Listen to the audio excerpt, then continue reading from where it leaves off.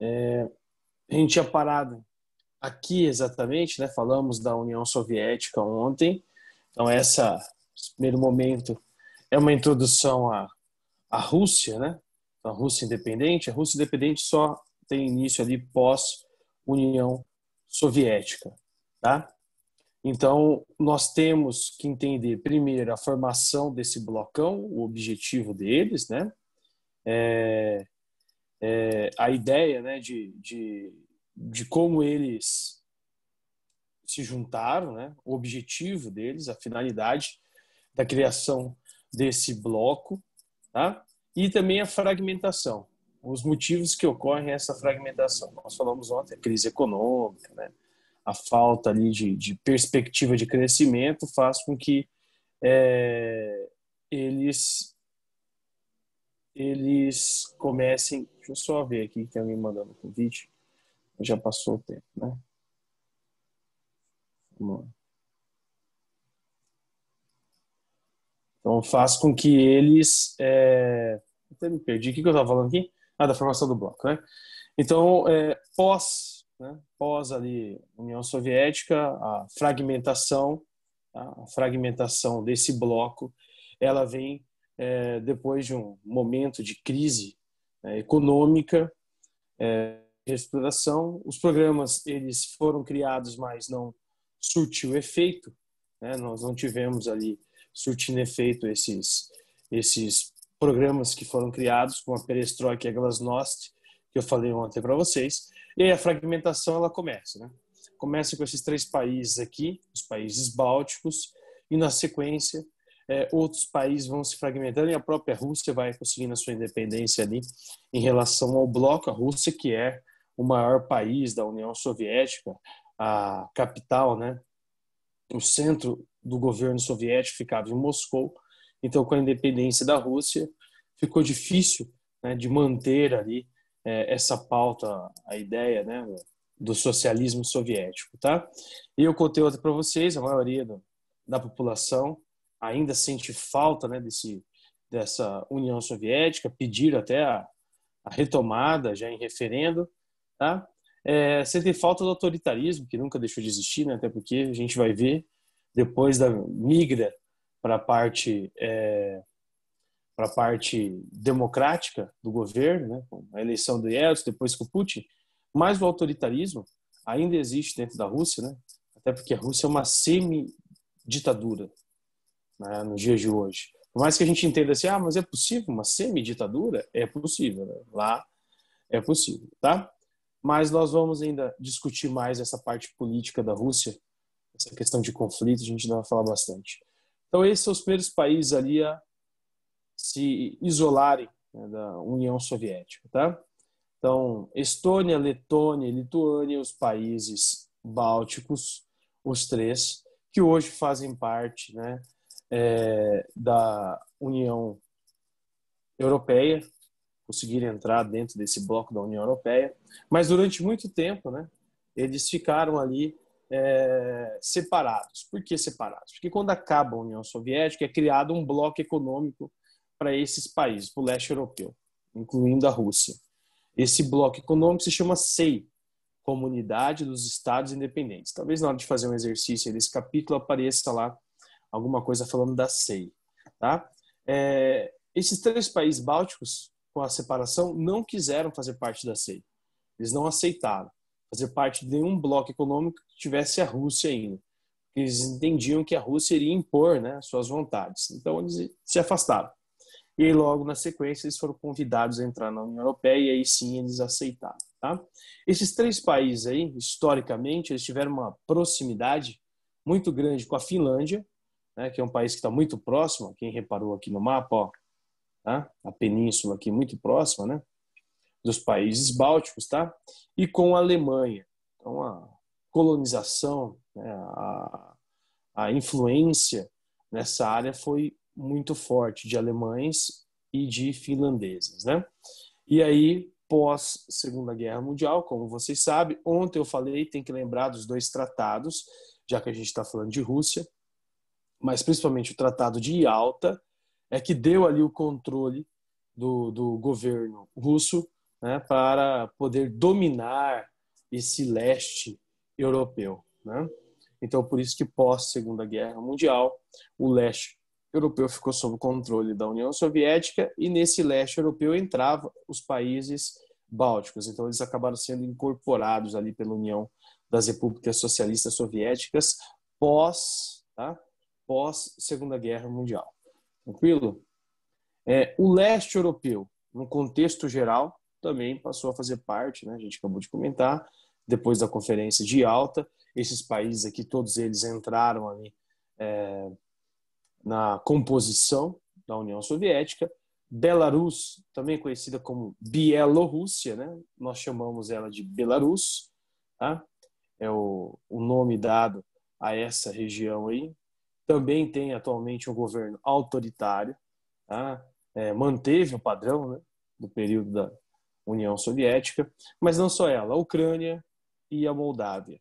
Um parênteses aí para a Ucrânia, porque nós vamos falar bastante dela até no próximo capítulo. Vocês vão ver que entre os conflitos que a Rússia entrou mais recente, tem um conflito com a Ucrânia, tá? Por quê? Por esse pedacinho de território aqui. Esse pedacinho de território que tem saída para o Mar Negro se chama Crimeia.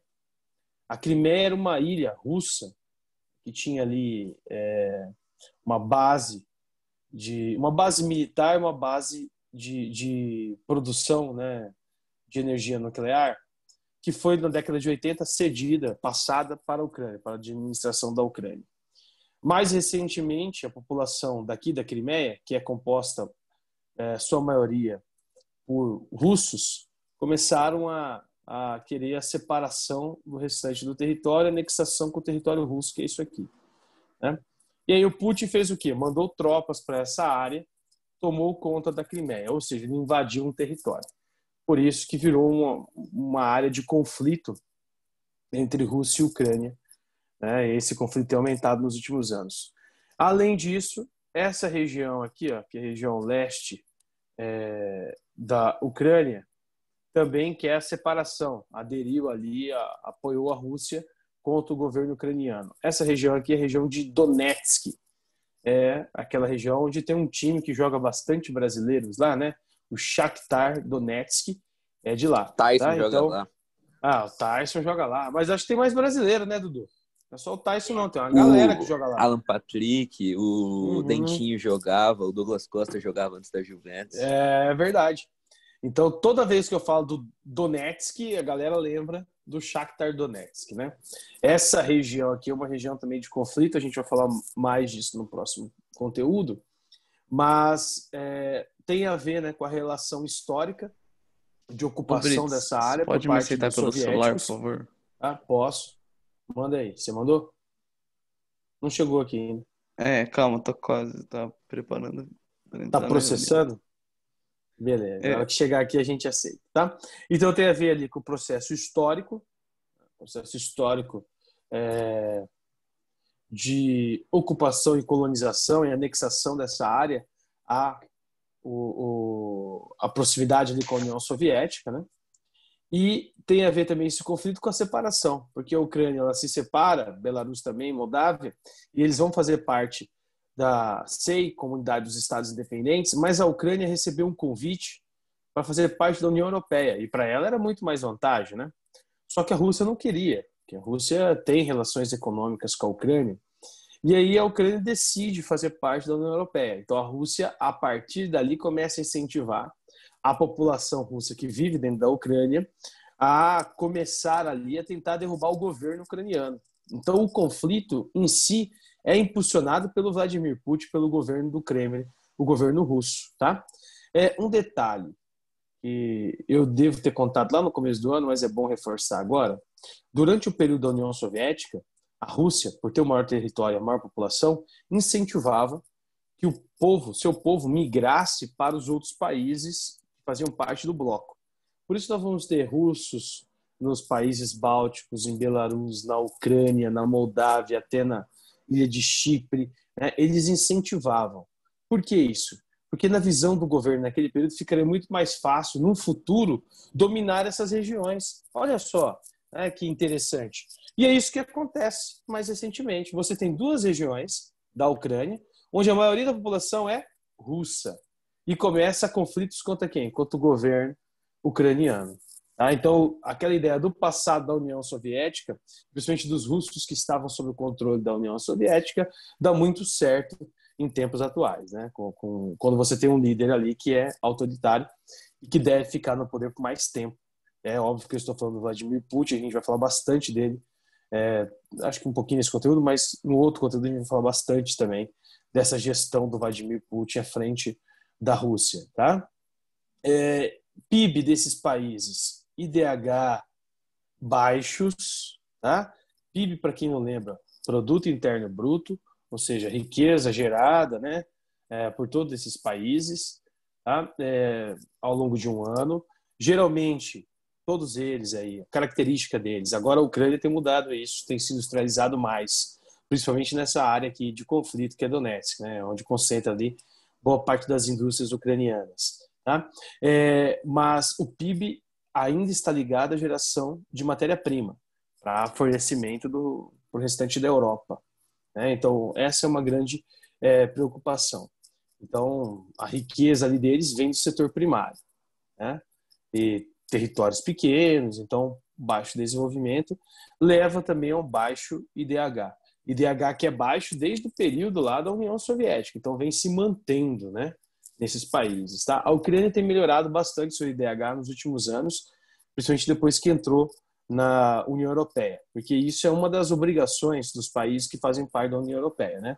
Melhorar ou controlar ali os gastos, melhorando a economia e melhorar também o IDH.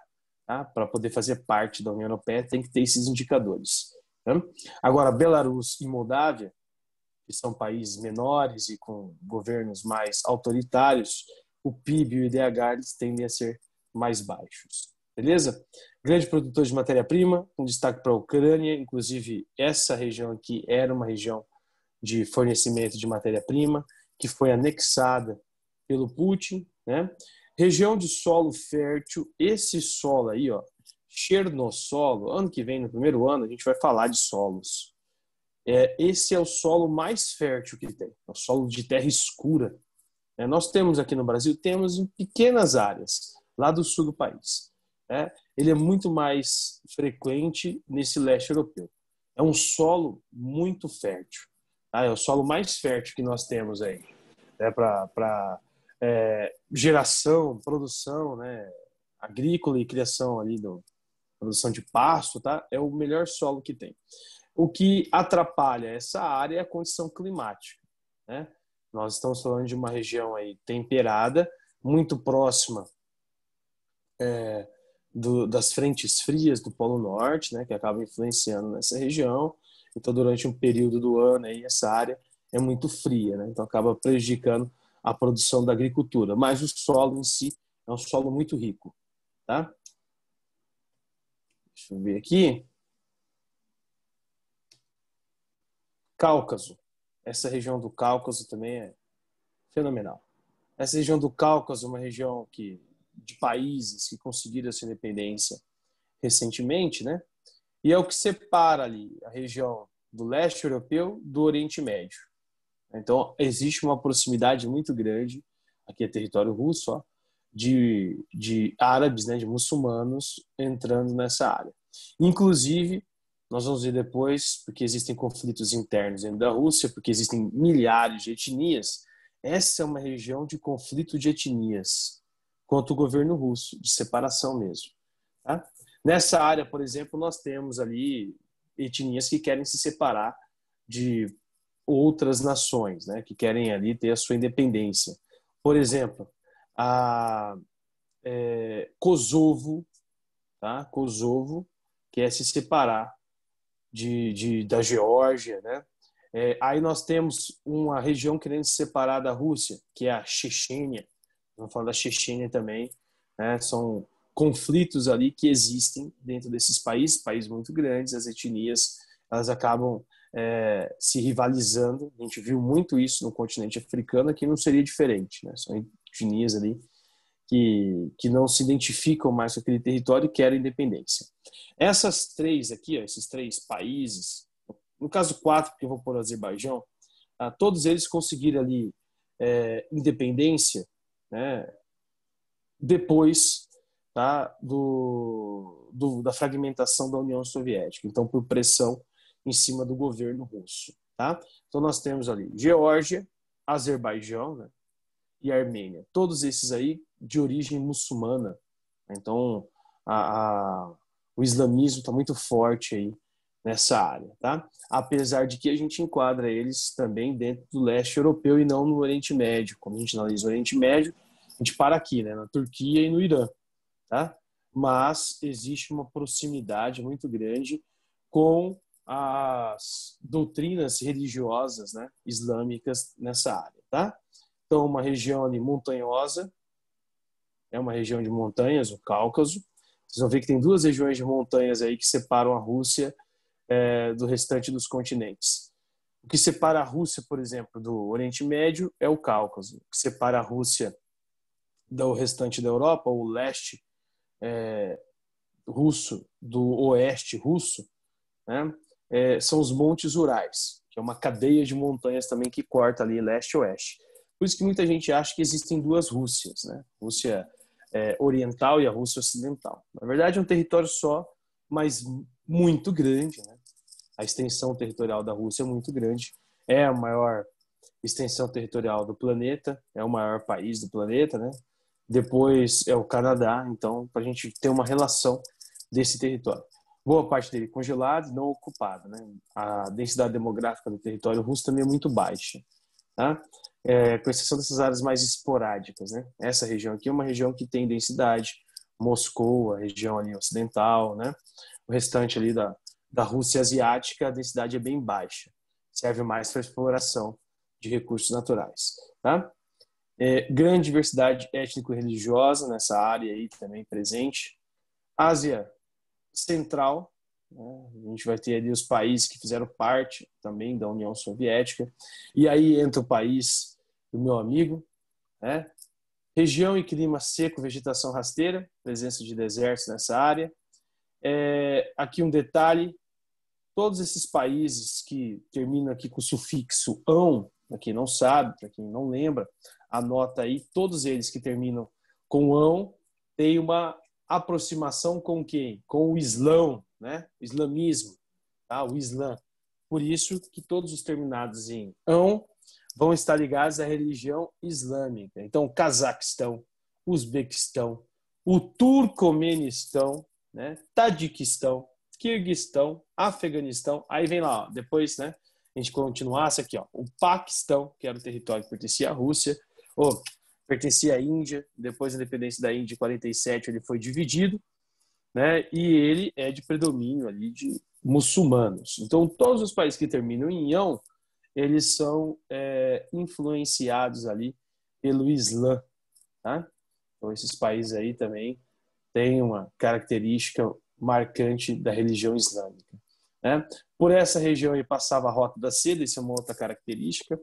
Para quem não lembra, essas as rotas, né, comerciais antes das grandes navegações eram via terrestre. Então, saiu lá da Europa e cruzavam, né, toda a Ásia até chegar ali na Índia, na China. Esse era o caminho que eles faziam, né?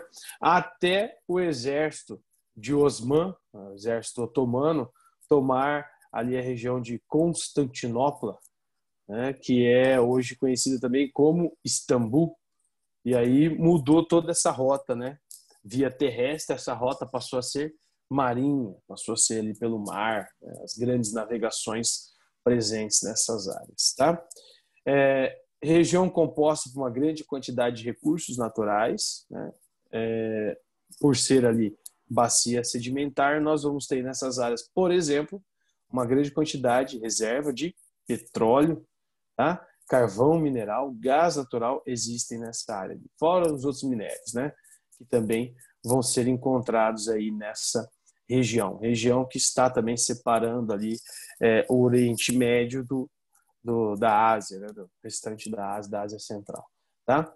Então essa proximidade né, com esses países, tá? A relação econômica da Rússia com China e Índia, ela é antiga, né, com o próprio Oriente Médio, tá? Então, além dos Estados Unidos, que exerce uma influência muito forte nessa área, a Rússia sempre exerceu influência nessa região e vai continuar exercendo, né?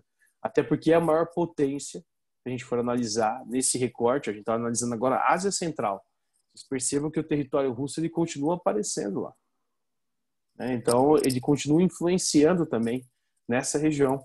Então, não é fácil para os Estados Unidos, não é só ele que influencia nessa área. A Rússia também influencia. A gente pega lá, conflito Estados Unidos e Irã. Os Estados Unidos é louco para atacar o Irã, né? Vocês viram o começo do ano, antes da pandemia, a gente estava com medo da Terceira Guerra Mundial. Aqui, esqueceu, né? Os Estados Unidos foi lá e atacou uma base, um aeroporto iraquiano que tinha um militar, um general iraniano, ele acabou morrendo, e todo mundo estava falando de Terceira Guerra Mundial. Aí veio a pandemia, né, e deu uma esfriada naquele assunto, né? Mas a Rússia ficou do lado do Irã, não ficou do lado dos Estados Unidos, não, né? A Síria, que também está ali, ó, ao lado do Iraque, é uma outra região que os Estados Unidos quer derrubar o presidente. Só não derruba porque o presidente sírio é apoiado pela Rússia. Então, os conflitos de interesses nessa região, eles continuam existindo. Né? Eles continuam existindo, tá? Esses dois países aqui, a gente também já falou bastante deles esse ano, né? Afeganistão e Paquistão. Por quê? Né? Nessas duas regiões surgem ali organizações paramilitares que depois passam a ser conhecidas como grupos terroristas. Não é isso? Esses grupos paramilitares foram financiados pelos Estados Unidos para combater o avanço soviético aqui, ó, nessa área, né? Os Estados Unidos não queriam o avanço soviético aqui nessa região. E aí ele financiou um cara barbudão, mais barbudo que eu tô agora, o Osama Bin, né? O Osama Bin cria os grupos terroristas aqui nessa área, paramilitares, né? Al-Qaeda, Talibã, Afeganistão e Paquistão. Tanto é que ele é encontrado no Paquistão, assassinado lá. Então, para a gente entender, né, essa proximidade, tá? E esses conflitos de interesses que existem nessa área, né? Por que eles querem tanto influenciar nessas regiões remotas, cheias de montanhas ou cheias de desertos? Qual é o interesse deles? Sociedades que não são avançadas, pobres, miseráveis. Qual é o interesse dessas potências? Senão o recurso natural e o capital, né? Acumular capital. Tá? O interesse é óbvio, né? Qual é o interesse? Petróleo. Tá? Quem domina o petróleo, esse recurso que gera ali vários conflitos geopolíticos, domina, né, toda a estrutura econômica. Então, o objetivo dos Estados Unidos é interceder nessas áreas. E agora a gente tem um terceiro fator, porque a China também. A China começa a interceder. A China também começa a influenciar em áreas que ela nunca influenciou, ou áreas que eram influenciadas apenas por Estados Unidos e Rússia, né? Ou em países europeus como França e Inglaterra. Agora a China é uma grande influenciadora. Perdão aí do trocadilho da atualidade, né? Tem um monte de influencers. A China é a influencer do momento. A China influencia no continente africano e a China influencia hoje na Ásia, no Oriente Médio. É a maior potência da área aí, econômica, até maior potência que a própria Rússia. A China ultrapassou a Rússia. É a segunda maior potência econômica do planeta e tende para os próximos anos ultrapassar até mesmo os Estados Unidos. Não sei se para os próximos anos, hein? A gente vai ter que ver aí como os países vão sair dessa crise sanitária, né? Dessa crise econômica. Não sei se vocês estão acompanhando a mídia, né? Tem que acompanhar as atualidades. A Yara acabou de falar, vocês vão fazer provas seriadas. Em provas seriadas, diferente do Enem, cai muita atualidade. E a atualidade é uma coisa que eu falo bastante com vocês, desde lá do sexto ano, quem é meu aluno desde lá de trás, sabe que eu falo desde lá de trás para vocês atualidades. E eu sempre trago os pontos mais importantes do que está acontecendo. Até porque eu dou aula disso, então vocês têm que estar ligados também nesse ponto, né? Então, quem acompanhou os últimos dias aí viu a China, que teve todo esse surto da doença, né, teve apenas 4 mil mortos numa província lá de 11 milhões de pessoas. Essa província voltou às aulas ontem, em Wuhan. Por quê? Porque controlou a transmissão comunitária. Significa que não tem mais transmissão de pessoa para pessoa. Entendeu? Então, eles controlaram a doença lá. Então, eles já estão saindo, né, desse período da pandemia. Enquanto o principal país que está competindo com a China, os Estados Unidos, tem mais de 170 mil mortos. É o maior, né? O segundo maior é o Brasil, mas o maior é os Estados Unidos. E não teve um plano para cuidar das vidas das pessoas, também deu muito mais ênfase à economia do que às vidas e acabou que se perdeu no meio do caminho, né? Não vai salvar nem as vidas, ou não tem salvado nem as vidas e nem a economia. Então, esse detalhe da crise econômica americana é o ponto crucial para a gente entender esse atual momento, tá? Porque a gente está prestes a ver, a nossa geração pode estar vendo aí uma substituição, né? Uma ultrapassagem histórica, algo que nunca aconteceu. Uma potência como os Estados Unidos ser ultrapassada por uma potência emergente. Isso pode acontecer nos próximos meses, nos próximos anos.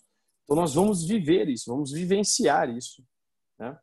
Se tudo der certo, tá? A mesma coisa foi o Brasil. O Brasil tentou manter ali, né, a economia, vamos salvar a economia, tudo. Não salvou vidas nem a economia. Olha só, recessão. Ontem deu, né? Chegamos à marca de 1 trilhão lá de negativo no PIB e recessão econômica. Quer dizer, não conseguimos salvar nenhum nem outro. Seguimos o mesmo exemplo dos Estados Unidos e estamos quebrados, né? Países que fizeram um controle mais rígido estão saindo e muito bem. A China é um exemplo, a Europa é um outro exemplo, né? Alguns países da Europa, não todos, é claro, mas são essas coisas que eu quero que vocês vão prestando atenção, vão analisando, porque tudo isso tem a ver com o que a gente fala aqui. Por mais que a gente esteja falando de casos antigos, a gente vai trazendo para a atualidade, né? Nós vamos discutir nesses pontos. É sempre assim, eu sempre faço isso. Então a gente analisa os conflitos atuais, que é o mais importante para a gente, é o mais importante para vocês. E o conflito não precisa ser só guerra, gente. Não entenda o conflito, quando eu falo conflito, só guerra. O conflito ele pode ser econômico, e ele é econômico. Tem muita gente falando de uma possível guerra fria, Estados Unidos e China, mas é uma guerra fria não a questão da influência bélica, mas sim da influência econômica chinesa no mundo todo, tá? A China tem projetos aeroespaciais que a gente não pensava que teria, já tem, já conseguiu feitos que nem os Estados Unidos conseguiram. Então, para a gente entender que não fica só no ramo ali da discussão ou do Trump falando todo dia na TV contra os chineses, né? Não é só isso. Tem uma disputa que está rolando e a gente nem está percebendo. É uma disputa mesmo. Uma treta muito feia entre as duas grandes potências. E os Estados Unidos está perdendo essa treta. Ele não está conseguindo acompanhar o crescimento, né, chinês. Tá? Isso vai implicar em muita coisa para a gente? Sim. Ao mesmo passo do que implicaria se no passado a União Soviética tivesse vencido o capitalismo. Qual modelo a gente teria seguido se a União Soviética tivesse vencido o capitalismo? Nós teríamos seguido o socialismo, correto? Só que agora há uma diferença. A China também é capitalista. Por mais que ela não se diga capitalista, ela tomou o espaço que era soviético com um governo mais autoritário, né, de um partido só, comunista, tudo, mas com uma roupagem capitalista, né, com as zonas econômicas especiais, recebendo capital estrangeiro ali dentro, crescendo a sua economia. A gente ainda vai falar de China esse ano, vocês vão ver isso. E a China ultrapassa a Rússia e a gente pode seguir um modelo econômico chinês para os próximos anos, né? A gente pode seguir, pode ter uma mudança na moeda, a gente não sabe. O padrão dólar-ouro, que foi estabelecido lá em 1944, na conferência de Bretton Woods, né? No mesmo período em que criou lá a FMI, Banco Mundial, isso pode mudar. A gente pode ter a moeda chinesa como a moeda padrão universal. Então, com a China chegando à hegemonia econômica mundial, a gente pode ter que comprar produtos pagando com a moeda chinesa, né? Ou seja, importar esses produtos pagando com moeda chinesa. Então, a gente não sabe os desdobramentos, né, do que vai acontecer. A única coisa que a gente sabe é que a China vai ultrapassar os Estados Unidos, isso é fato. A não ser que aconteça algo assim catastrófico com a China, ela tende a ultrapassar os Estados Unidos em um período curto de tempo. Se imaginava até 2050, agora já se imagina até 2030. Né? E assim vai diminuindo. Conforme o crescimento econômico dos caras, vocês vão ver que o único que vai ter PIB, o único que vai ter superávit econômico esse ano vai ser a China. Por quê? Porque ela não parou de produzir, ela não parou de acumular nesse período da pandemia. A pandemia começa lá, mas ela sai muito bem da pandemia. Né? Federação Russa, e eu tinha notado ontem e falei para o Bovo, me lembra que eu quero falar de uma coisa que a Rússia desenvolveu. Aí o Bovo falou, vou lembrar. Ainda bem que eu anotei aqui, hein, Bovo. Falei não nada lembrou. não, Brits. Eu falei que não ia lembrar. Ainda bem que eu anotei aqui, viu, Bovo? Olha só, a Rússia, já que a gente está falando dessa questão da pandemia, da ultrapassagem econômica chinesa, a Rússia anunciou, né, há poucos dias que ela tem uma vacina já que entrou em fase de teste agora, né? No final do mês passado, início desse. Vai demorar aí em torno de 3 meses para sair os primeiros resultados, né? Mas ela criou uma vacina já contra a Covid-19, né? Para poder controlar essa doença. Como que é o nome da vacina? Sputnik V. Olha só. Quem entrou naquele aulão do sábado frio, daquela manhã fria, como o Bovo fez e o Jabur, que eu me lembro muito bem dos dois lá, eu falei do Sputnik, né? O que era o Sputnik lá, Bovo? Era o satélite que O a União Soviética satélite. lançou Muito primeiro. bem. Muito bem. Em novembro de 1957 foi o primeiro satélite em órbita, né? Aí o segundo vem em dezembro, levando o primeiro ser vivo à órbita, mas acaba não sobrevivendo, que é a cadela Laika. Tá? Então, o Sputnik vai ser o nome da vacina. Sputnik V é o nome dela. Né? Alguns estados aqui do Brasil já queriam até adotar, mas aí teve uma pressão para que não fosse adotado, porque não teve tempo para teste suficiente. E a própria ONU ainda não sabe no que é baseada a vacina, porque o Putin escondeu essa vacina, né? A fórmula dela. Até porque é um conflito de interesse também. Tem a ver com capital a vacina, né? Essa vacina vai custar, vai ter um valor. Então tem patente. Então os caras vão escondendo a fórmula ali, né? Querem vender para que os países possam usar, assim que vai funcionar, né? A vacina diz que nós estaremos imunes a essa doença.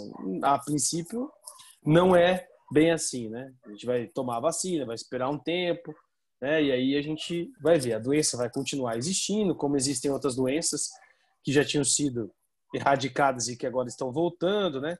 Porque ainda existem os cabeçudos que são contra a vacina, então tem tudo isso, né? Mas, a princípio, é a única salvação para a gente poder aglomerar de novo, se abraçar, né? Fazer festa, churrasquinho, futebol no fim de semana, né, Dudu? Aquele futebol lá no campinho, depois um churras, né? Tomando um Melhor coisa. teras. Aí, ó. Dudu tá doido para isso, né, Dudu? Você tá doido, né, velho? Eu também. Cara, eu não Tocando um jogo bola, pagodinho. Dudu. Dudu, eu não jogo bola há 5 meses, cara. Vixe. Pensa na abstinência que eu tô, sabe, na angústia, porque eu gosto de jogar futebol e 5 Também, meses velho. sem jogar. Rapaz, eu tô até doente já. Tô Pelo até menos entrando quando em... voltar, vai sair a zica, né? Desencantar. Rapaz, eu não sei nem se eu consigo jogar bola mais, cara. Faz tanto tempo que eu não jogo. Não sei nem se eu vou conseguir acertar passe, chute, não sei. Bom, então, voltando aqui, esse detalhe da vacina russa que eu queria comentar com vocês, já que a gente tá falando de Rússia. Federação Russa, maior país do mundo de extensão territorial, mais ali aproximadamente 17 milhões de quilômetros quadrados. População, teoricamente, né, baixa para uma extensão de território desse, aí 17 milhões, né? Comparando com o Brasil, a gente tem um pouco mais de 8 milhões e 210 milhões de habitantes, né? Comparando com o Canadá, que tem um pouco mais de 9 milhões, mas também tem 35 milhões de habitantes, então baixo também, né?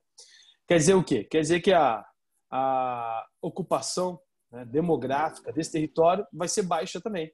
Lembrem lá, a gente falou bastante isso no 7º ano, né? A gente estudou muito sobre densidade demográfica, população total, né, dividido ali pela extensão territorial. Isso aí vai dar a densidade demográfica de um território. Né? Território rico em recursos naturais, petróleo, gás natural, minério de ferro, fornecedor eu quero que vocês peguem esse termo, né? Rico em recursos naturais, para quando a gente for ver os conflitos, vocês vão falar assim, mas por que a Rússia anexou um território e não foi punida? Porque não pode mais anexar território, né?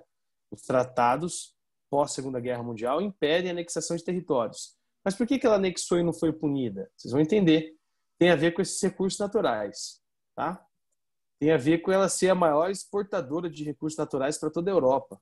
Pressão teve, mas a Europa recuou dessa pressão, porque o Putin ameaçou não fornecer recurso natural. Ele ameaçou não fornecer mais recursos para a Europa. Aí os caras ficaram com medo e acabaram recuando, né?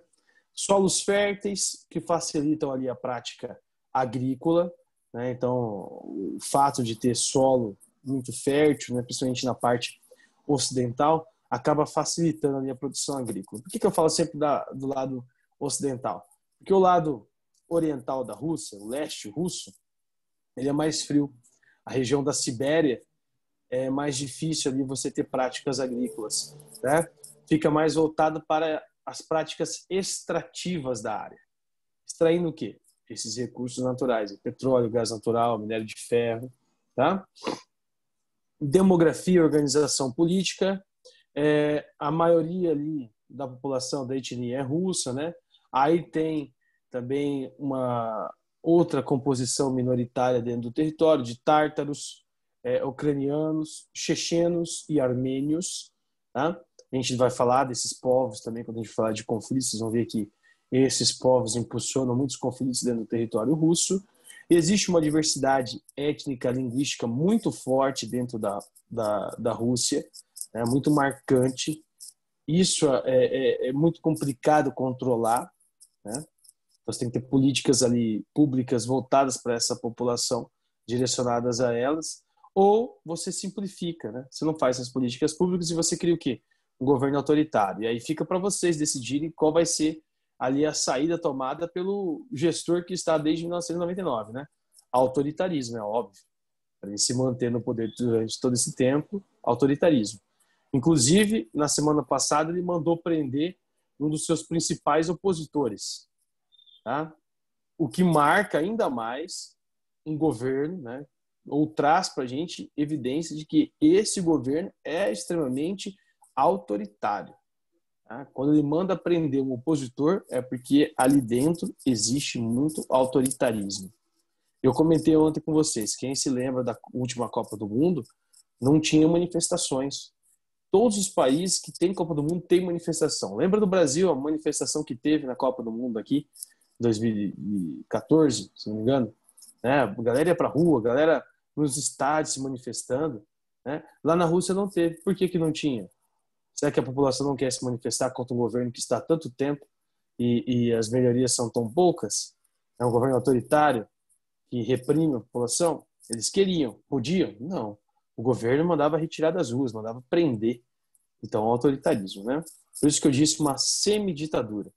Quem que vocês imaginam que estaria no poder desde 99, desde 1999, num país e mudando leis para poder se reeleger, aumentando o tempo, né, do seu mandato, agora de 4 foi para 6 anos. Então é só quem quer se perpetuar no poder, né? Nós temos isso aqui na América Latina, Venezuela, que a gente bate tanto, mas a Rússia faz a mesma coisa.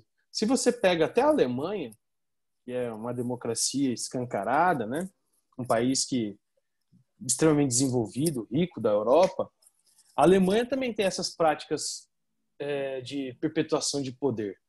A Merkel, ela é um exemplo disso, né? Ela está há muito tempo já à frente da Alemanha e ela não abre mão do poder, ela continua. Só que a gente não discute tanto a Alemanha porque a Alemanha vai muito bem da economia. Aí a gente acaba esquecendo a parte política ali de perpetuação, né? Mas assim como o chavismo, eles estão praticamente ao mesmo período no poder desses países, tá? O Estado está estruturado em 3 poderes, muito parecido com o nosso, né? Executivo, legislativo e judiciário. Tá? Aí eu vou perguntar para o Pedro. Pedro, você está aí? Pedro? Pedro? Será que o Oi, Pedro Brito. caiu da aula? Ah, tá dormindo, né? Não, Tava jogando, né? Free Fire, né? não Tá bom. também. para de jogar aí. Eu quero que você me diga o que é o poder executivo, Pedro? É quando é É... da execução, Brito. Execução. O que é o poder executivo, Pedro? Não é execução. O que é o poder executivo? É que eu Pode dar, esqueci, velho. pode dar como exemplo o Brasil, porque é muito parecido com o nosso sistema político aqui. Se tivesse prestado atenção, ó, já ia saber responder essa. O que é o poder executivo, Pedrão? Desculpa, Brito, eu vou prestar mais atenção. Vou perguntar aqui para Rafaela. Rafaela, o que é o poder executivo? Brisa, não sei explicar. Não precisa explicar, só fala, é tal coisa. O que é o poder executivo, gente? Peraí, Vou perguntar aí sim em deixa eu prova, pensar. hein? Sei lá, que executa as leis, eu chutei. Executa as leis. Ô, Brito, posso falar? Quem seria o poder executivo do Eu Brasil? acho que é quem executa as ações, os governos. Vou perguntar para outro cara aqui. Luiz Renato, o que é o poder executivo? Hein, Luiz Renato? Quem executa as leis, não é? Não. Ô, Quem Brito, posso executa as falar? leis? Pega o Brasil como exemplo, gente. Não, boa, você não. Daqui a pouco você. Calma aí, deixa eu escolher outro cara aqui. Posso Theo falar? Vinícius. O que é o poder executivo, Theo? Fala, é tal coisa. Eita, professor. Saiu da cabeça, agora escapou. Escapou? Vou perguntar para outro. Eduardo Professor, Pereira. Fala. O que é o poder executivo? É o poder, calma aí, ele tem que, tipo, a função dele é governar e administrar os interesses públicos, entendeu? Ele tem que cumprir as ordenações legais. Legal. E quem Tô seria vendo, ele? hein, Dudu? Quem seria ele, Dudu? Aqui no Brasil, você tá me dizendo? Isso, no Brasil. Pode falar do Brasil. Uai, o Bolsonaro. O Bolsonaro. Muito bem, Dudu. Muito bem, Dudu. O presidente. Executivo, gente, para quem não lembra dos poderes, tá? Ou para quem não sabe, e muita gente não soube responder, e eu quero que vocês anotem isso. Tá? Executivo é o presidente. Né? Não importa. O Dudu respondeu. 1 ponto para o Dudu. Deixa eu anotar aqui. Dudu. Engraçado que o dia Valeu, mais que eu 1 ponto. internet, o povo não Tá? chamou. Conrado, eu perguntei e você não respondeu. Então, Dudu, 1 ponto. Chutando, Então, olha só. Poder executivo é a figura do presidente. Né? Ele é o que executa as leis. Tá? Então, ele pode criar? Pode. Mas ele tem o poder do veto. Né? Então, as leis são criadas. Geralmente, eles mandam planos, né? Projetos, que é o que a gente está esperando, por exemplo, do plano de reforma, né? Política, reforma tributária, que não está sendo criado, né? Até porque aqui dentro há uma inércia dos ministérios. Mas essa seria a ideia. Né? E aí as leis seriam criadas em um outro poder. Ele tem o poder do veto, né? Ou veta ou não, ou sanciona aquela lei ali. Né? Se ele acha que a lei tá boa, a lei tá legal, ele vai e sanciona. Né? Se ele acha que a lei não tá boa, ele vai e veta. Significa que essa lei não vai passar, essa lei tem que ser reformulada. Então esse é o poder executivo. No caso da Rússia, o executivo seria o presidente. Né? No caso, o Vladimir Putin é o executivo. Tá? Agora eu vou perguntar para o Ítalo Pasqualotto. Ítalo, o que é o poder legislativo? Você que fala bastante nos chats, me responda. O que é o poder executivo, Ítalo Pasqualotto? Cadê o Ítalo? Nada, Ítalo? Júlia Reis. Ele saiu da aula para não responder, Bits. O cara é safado mesmo. Muito bem. E vai ficar com falta. Ele saiu da aula para não responder. Júlia Reis. O que é o poder legislativo? é o poder que cria as leis. Muito bem. Quem seriam esse legislativo aqui no Brasil? Júlia? Eu não sei se é o Senado ou... Eu não sei Não lembro. Opa, Senado mas tem mais uma organização também. Deputados? E a Câmara de Deputados. Muito bem. Tá? A gente poderia incluir também aí no Legislativo deputados estaduais, vereadores, tá? Assim como no Executivo, né? A figura do presidente, mas trazendo ali para governadores, né?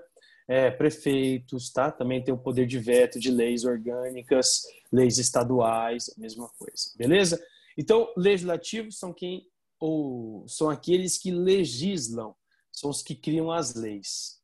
A lei pode ser a mais improvável, impossível de ser criada, a mais besta possível, né? E existem várias. Se vocês pegarem as leis que já foram colocadas em pauta para votação, vocês vão ver que tem umas que dá até vontade de rir.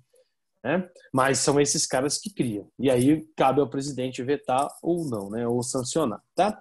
E o judiciário é o último poder ali a ser analisado. Então também tem judiciário lá na Rússia e tem judiciário aqui. Né? Então eu vou perguntar, Bovo, qual seria o poder judiciário? O do tribunal que condena as pessoas por muito bem. por A não seguir as justiça, no leis. geral. Isso. Justiça. A justiça, o STF, né? Que é tão famoso agora, o Supremo Tribunal Federal, STJ, tá? O STE, né? Que são os supremos tribunais aí que a gente escuta bastante, né? STE eleitoral, o STJ de justiça, tá? Então, esses caras aí, eles fiscalizam as leis, eles colocam ali a penalidade. Lembra que a gente lá no começo do ano nós falamos de poder coercitivo, né? Tá? Que era colocando a lei em prática para poder definir a penalidade. Então, a Rússia segue também esse ordenamento, tá? De Estado, executivo, legislativo e judiciário. Beleza? Sistema federativo deles. E aí a gente vai trazer para a nossa realidade. O que seria o sistema federativo deles lá? As nossas unidades federativas. Ou seja, os estados. Tá? No nosso caso aqui, a gente tem 26 estados e mais a nossa capital, né? O Distrito Federal. Tá? Já o russo, o sistema federativo dele, compõe ali 85 estados, né, que eles chamam lá de oblastes. Tá? Então, eles não chamam de estados, chamam de oblastes, que seriam ali 85 divisões federais, 85 estados administrados, né, por chefes ali, o poder executivo, por governadores também, tem muito parecido com nós. Além disso, tem as repúblicas autônomas. O que é uma república autônoma? É um país? Não. É uma área que busca ali uma independência, né? Mas ainda não é um país. Estão ligados à cúpula do governo, fazem parte do governo, os representantes, mas não é um país ainda. A gente não tem isso aqui, nós não temos uma república autônoma.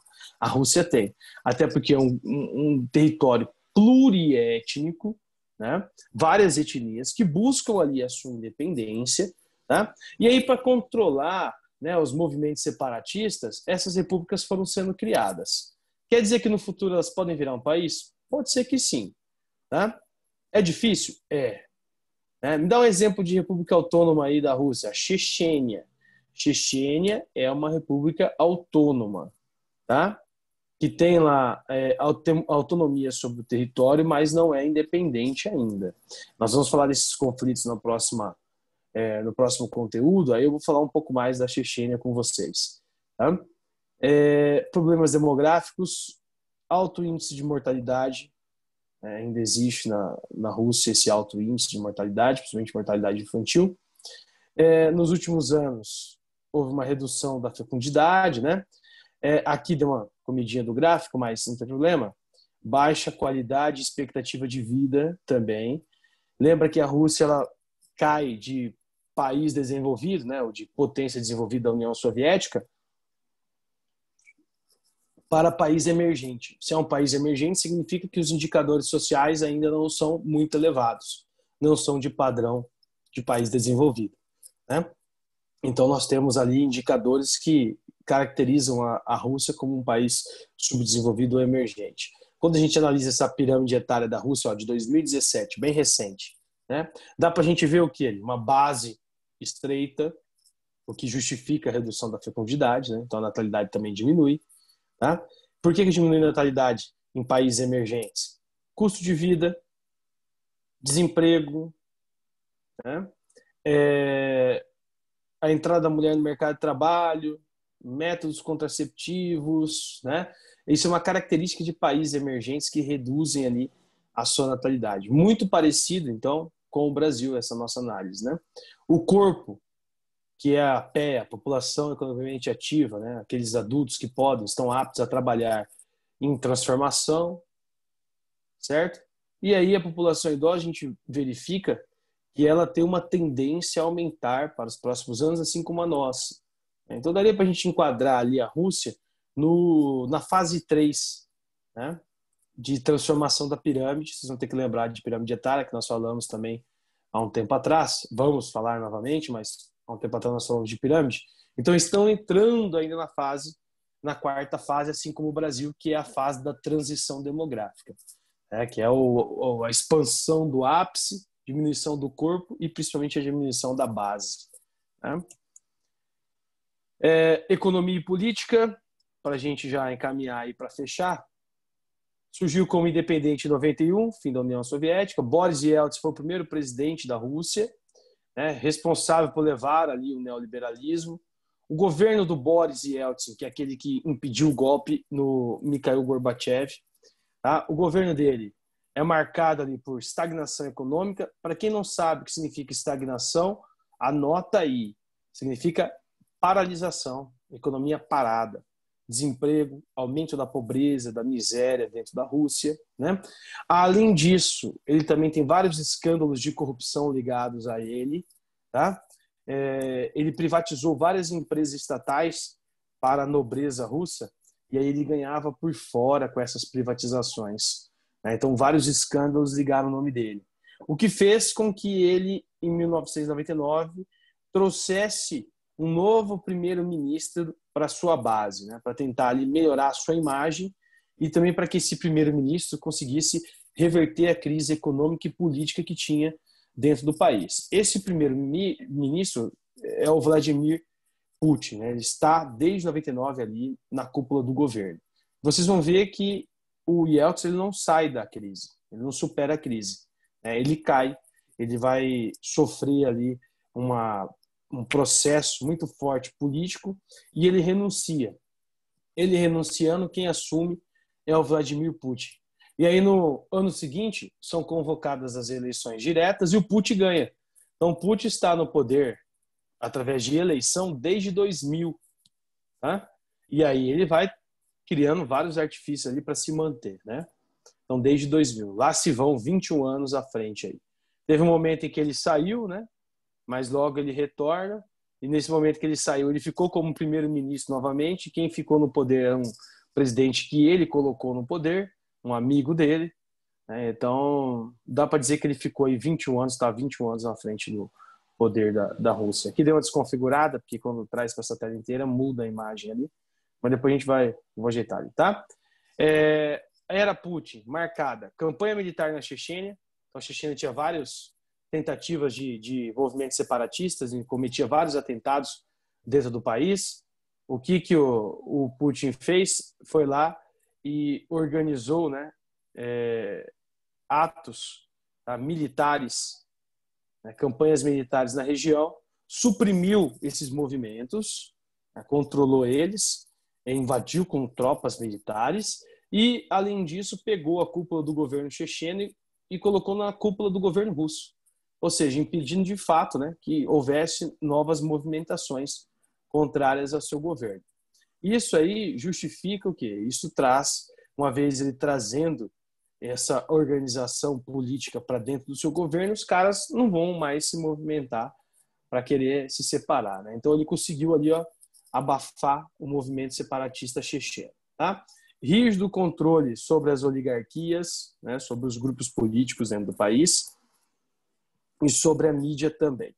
Então, a Rússia do Putin faz essa fiscalização. Eu comentei ontem com vocês, ele é um ex-oficial da KGB. Então, ele sabe muito bem como controlar aí, né, as pessoas e principalmente ali a mídia. Tá? Início dos anos 2000 foi favorecido pelo aumento ali do preço do petróleo e do gás natural, que é o período do boom das commodities. Falei isso ontem também.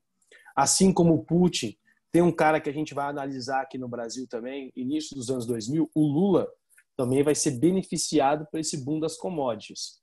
Tá? O Brasil vinha ali mal das pernas, de repente a China começa a comprar commodity da gente, começa a comprar commodity da Rússia, e a economia desses países começa a melhorar. A gente tem uma falsa impressão, por exemplo, de que o Brasil está vivendo um ápice econômico maravilhoso. Né? O poder de compra do brasileiro aumenta nesse período, mas tudo ligado a commodity, não a desenvolvimento econômico como a China estava passando. Né? Então era um falso crescimento. Essa é a ideia do boom das commodities, né? Porque logo a competição aumenta demais e aí o preço reduz. Reduzindo o preço, o país deixa de acumular, né, com a venda, que é o que acontece com o Brasil a partir de 2014 e é o que acontece com a Rússia nos tempos atuais. Tá? A Rússia atingiu, a partir dos anos 2000, assim como o Brasil, a marca de potência que está comido, mas é emergente, né, assim como nós. Então ela se enquadrou dentro daquilo que Jim O'Neill, um economista, né, ele vai definir como potências emergentes, e ele define o termo BRIC, né, que depois vira BRICS, que é aquele, hoje virou um acordo informal de países, né, mas no momento era só para analisar os países emergentes. Então Brasil, Rússia, Índia, China e depois a África do Sul também entrando nessa escala de potências emergentes. Né? Deixa eu ver se tem mais alguma coisa. Não, finalizamos dentro do tempo previsto. Alguém quer perguntar alguma coisinha?